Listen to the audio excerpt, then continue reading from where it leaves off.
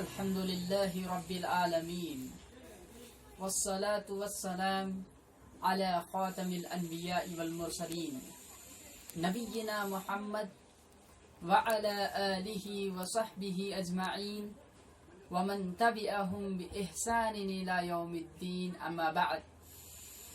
اللهم أرنا الحق حقا وارزقنا اتباعه وأرنا الباطل باطلا وارزقنا اجتنابه. اللهم علمنا ما ينفعنا وانفعنا بما علمتنا وزدنا علما. محترم بزرگوں، دوستوں، بھائیوں، السلام علیکم ورحمۃ اللہ وبرکاتہ. محترم حاضرین، اللہ رب العالمین کا فضل و کرم ہے کہ اس نے مجھے آپ کے آگے کچھ باتیں رکھنے کا موقع دیا.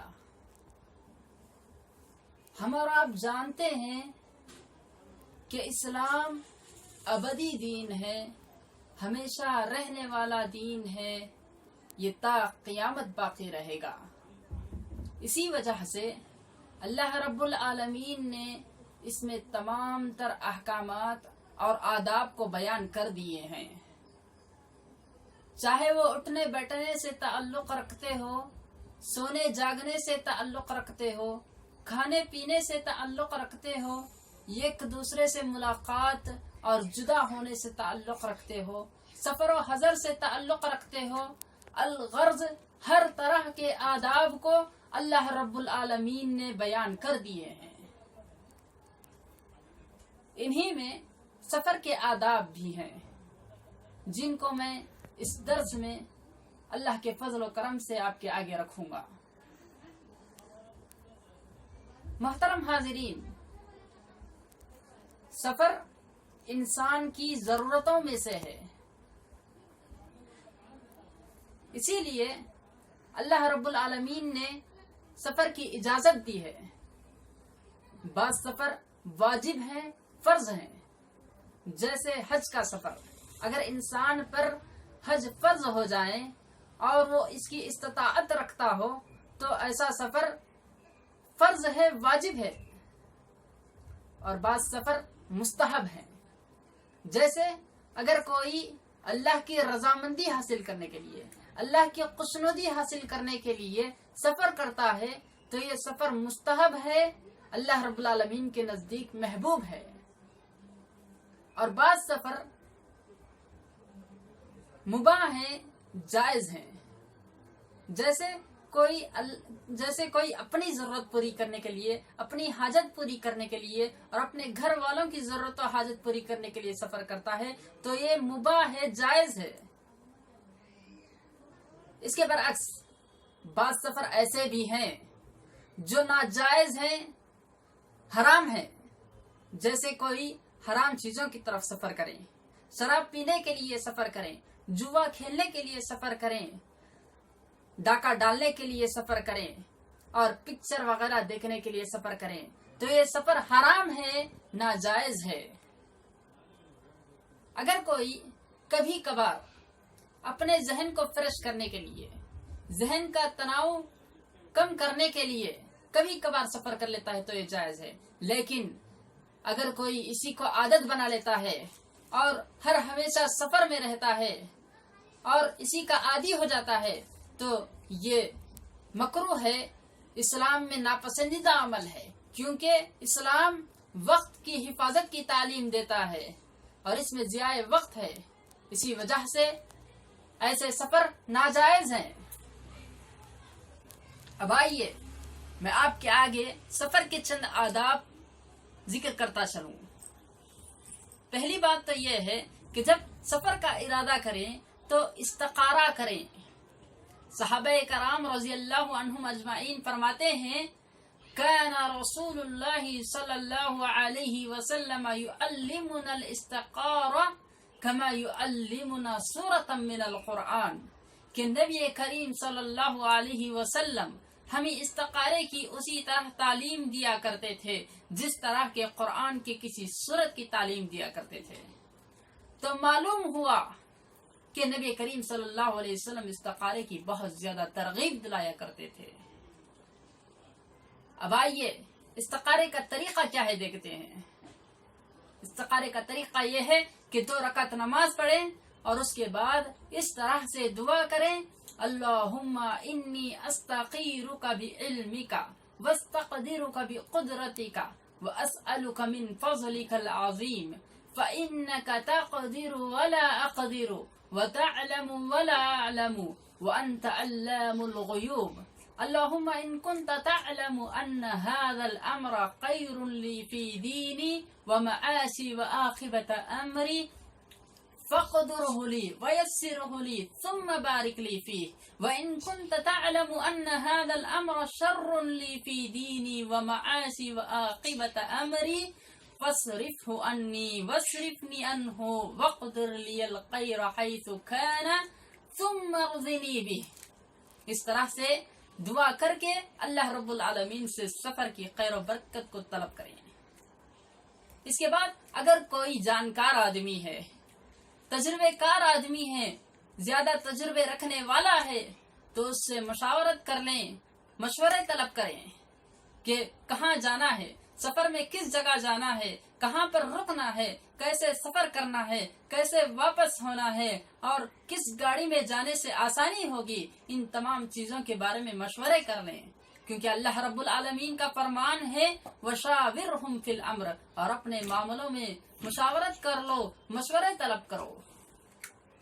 اس کے بعد ایک نیک آدمی اور صالح آدمی کو اپنا دوست بنا لیں، کیونکہ نبی کریم صلی اللہ علیہ وسلم فرماتے ہیں المرء على دین قلیلہ فلینظر من یقالل، کہ آدمی اپنے دوست کے دین پر ہوتا ہے تو چاہیے کہ دیکھ لے کہ وہ کس سے دوستی کر رہا ہے، نیک آدمی سے دوستی کر رہا ہے یا برے آدمی سے دوستی کر رہا ہے، کیونکہ جو دوست ہوتا ہے اس کا اثر انسان پر بھی پڑتا ہے۔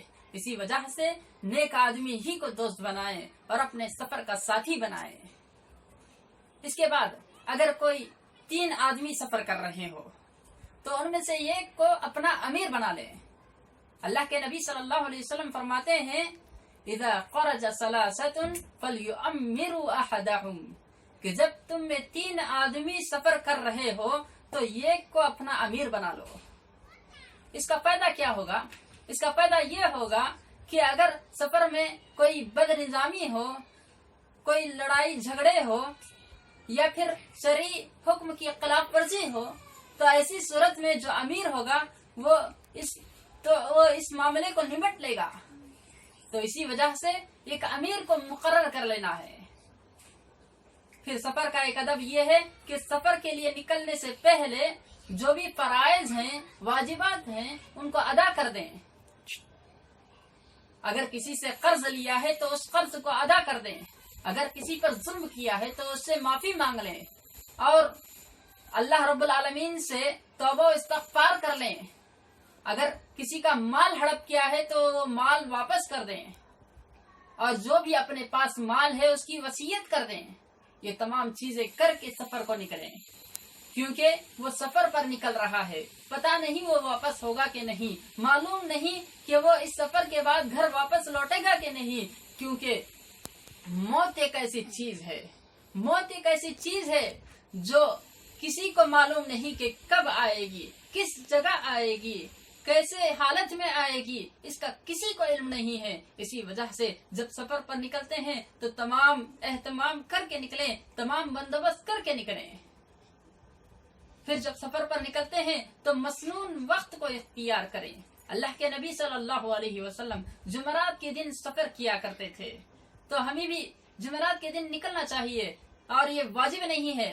اگر کسی کو دوسرے دنوں میں بھی ضرورت پڑ جائے تو دوسرے دنوں میں بھی سفر کر سکتا ہے۔ اور اسی طرح صبح کے وقت میں سفر کریں، کیونکہ اللہ کے نبی صلی اللہ علیہ وسلم صبح کے وقت میں برکت کی دعا کرتے ہیں، اللہم بارک لی امتی فی بکورہا، کہ اے اللہ تم میری امت کے لیے صبح کے وقت میں برکت عطا فرما۔ پھر جب سفر پر نکلتے ہیں تو نکلتے وقت دعاؤں کا اہتمام کریں، دعاؤں کا اہتمام کریں، اس کو معمولی نہ سمجھیں، یہ بہت ہی اہم چیز ہے۔ اس کا حقیر نہ سمجھیں، کیونکہ دعائیں ایک مومن کا ہتھیار ہوا کرتے ہیں۔ دعاؤں کے ذریعے انسان ہر طرح کی بلاؤں سے بچ جاتا ہے، ہر طرح کے شر سے محفوظ ہو جاتا ہے، اللہ رب العالمین کے حفظ و امان میں آ جاتا ہے۔ اسی لیے دعاؤں کا اہتمام کریں۔ جب گھر سے نکلتے ہیں تو نکلتے وقت اس طرح دعا کریں، بسم اللہ توکلت علی اللہ لا حول ولا قوت الا باللہ۔ اور جو مقیم ہیں، گھر میں رہنے والے ہیں، تو وہ مسافر کے لیے دعا کریں، استودع اللہ دینک و امانتک و خواتیم عملک۔ اور جو مسافر ہیں وہ گھر والوں کے حفظ و امان کے لیے دعا کریں، استودعکم اللہ الذی لا تضیع ودائعہ۔ پھر جب سواری پر بیٹھتے ہیں، گاڑی پر بیٹھتے ہیں، تو سواری پر بیٹھنے کے بعد اس طرح سے دعا کریں، سبحان الذی سخر لنا ھذا وما كنا له مقرنین وانا الى ربنا لمنقلبون۔ اس طرح سے جب دعائیں کر کے نکلیں گے تو اللہ رب العالمین کے حفظ و امان میں آ جائیں گے۔ آج ماحول یہ ہے کہ ہر شخص ڈرا ہوا ہے، سہما ہوا ہے، کیونکہ بیماریاں پھیل رہی ہیں، کرونا وغیرہ کے نام سے بیماریاں پھیل رہی ہیں، جس کی وجہ سے لوگ بہت پریشان ہیں اور سفر کرنے میں ڈر رہے ہیں، ہچکچا رہے ہیں۔ تو ایسے حالات میں اللہ رب العالمین کی حفظ و امان کو دعاؤں کے ذریعے سے حاصل کریں اور دعاؤں کو اپنا ہتھیار بنائیں۔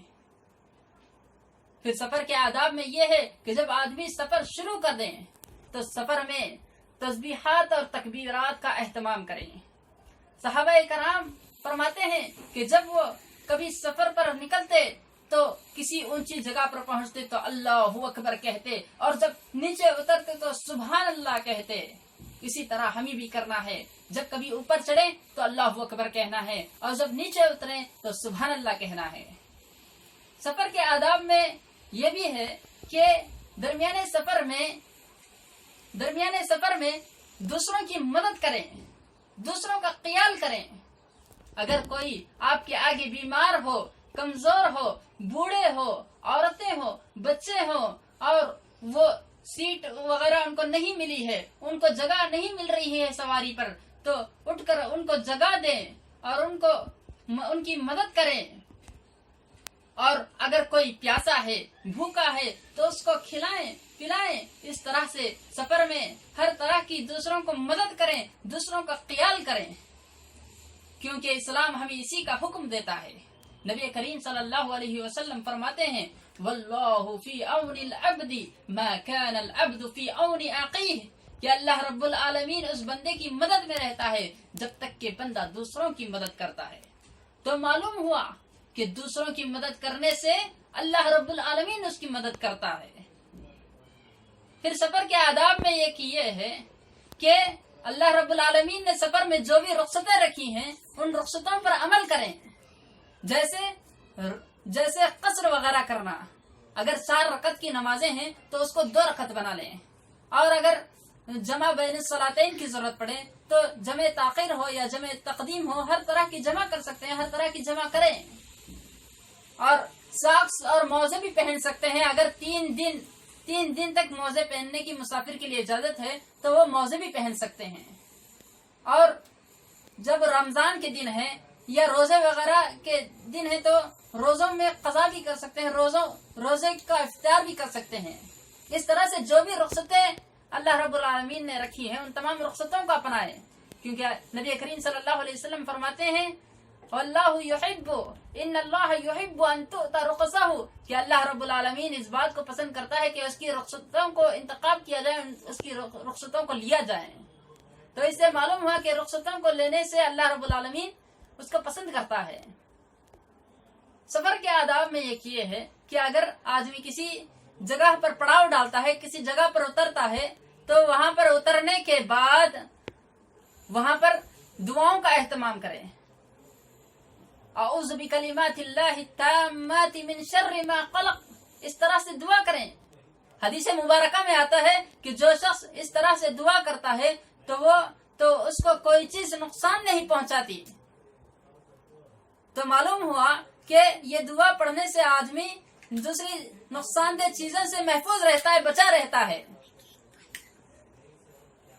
پھر اس کے بعد جب کسی جگہ پر اترتا ہے تو اترنے کے بعد الگ الگ نہ ہو جائیں، بکھر نہ جائیں، ایک دوسرے سے دور نہ ہو جائیں، بلکہ جس جماعت کے ساتھ آئے ہیں اسی جماعت کے ساتھ رہیں، کیونکہ اللہ کے نبی صلی اللہ علیہ وسلم فرماتے ہیں علیکم بالجماعہ، علیکم بالجماعہ فإنما یأکل الذئب من الغنم القاسیہ، کہ تم جماعت کو لازم پکڑو کیونکہ بھٹکی ہوئی بکری کو بھیڑیا کھا جاتا ہے۔ تو معلوم ہوا کہ الگ الگ ہو جانے سے بھٹکنے کا خدشہ ہوتا ہے اور دوسرے نقصانات حاصل ہوتے ہیں، اسی وجہ سے چاہیے کہ جماعت کے ساتھ رہیں۔ سفر کے آداب میں یہ بھی ہے کہ جب اپنی حاجت پوری ہو جائے، ضرورت پوری ہو جائے تو جلد گھر لوٹنے کی فکر کریں، جلد گھر لوٹنے کی فکر کریں، کیونکہ اللہ کے نبی صلی اللہ علیہ وسلم فرماتے ہیں السفر قطعۃ من العذاب فمن اذا قضى حاجته فليتعجل الى اهله، کہ سفر عذاب کے ٹکڑوں میں ایک ٹکڑا ہے، اسی وجہ سے جب کوئی اپنی حاجت کو پوری کر لیں، ضرورت کو پوری کر لیں تو جلد سے جلد گھر لوٹنے کی فکر کریں۔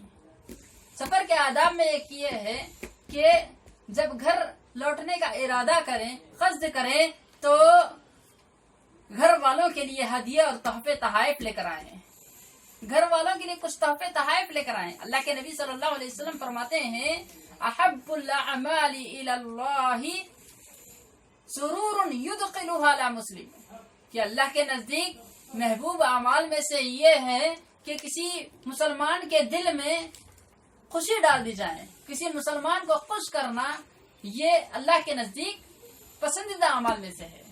اور ایک دوسری جگہ نبی کریم صلی اللہ علیہ وسلم فرماتے ہیں تحادو تحابو، کہ تم ہدیے دو، تحفے تحائف دو اور محبتیں بانٹو۔ تو اس سے معلوم ہوا کہ تحفے تحائف دینے سے محبتیں بڑھتی ہیں، محبتیں پیدا ہوتی ہیں۔ سفر کے آداب میں یہ ہے کہ جب سفر سے لوٹیں، سفر سے واپس ہو تو سفر سے لوٹنے کی دعا کریں، آئبون تائبون عابدون لربنا حامدون، صدق اللہ وعدہ ونصر عبدہ وہزم الاحزاب وحدہ، اس طرح سے سفر سے لوٹنے کی دعا کریں۔ اس کے بعد جب گھر جانے کا قصد کریں تو ڈائریکٹ گھر نہ جائیں، سیدھے گھر نہ جائیں، بلکہ مسجد جا کر 2 رکعت نماز پڑھ لیں، پھر اس کے بعد گھر جائیں، کیونکہ نبی کریم صلی اللہ علیہ وسلم کا یہی معمول رہا ہے کہ نبی کریم صلی اللہ علیہ وسلم جب گھر جاتے تو سفر سے لوٹتے تو سفر سے لوٹنے کے بعد پہلے مسجد میں جا کر 2 رکعت نماز پڑھتے ہیں، پھر اس کے بعد گھر جاتے ہیں۔ پھر جب گھر میں داخل ہوتے ہیں تو گھر میں داخل ہونے کی دعا بھی کریں، بسم اللہ ولجنا و بسم اللہ خرجنا وعلی اللہ ربنا توکلنا، اس طرح سے دعا کر کے جب گھر میں داخل ہو تو شیطان کے شر سے محفوظ ہو جائیں گے۔ یہ چند آداب رہے جن کا ایک مومن کو خیال رکھنا نہایت ضروری ہے۔ آخر میں اللہ رب العالمین سے دعا ہے کہ اللہ رب العالمین ہمیں کہیں سنی باتوں پر عمل کرنے کی توفیق عطا فرمائے، آمین۔ وآخر دعوانا ان الحمد للہ رب العالمین۔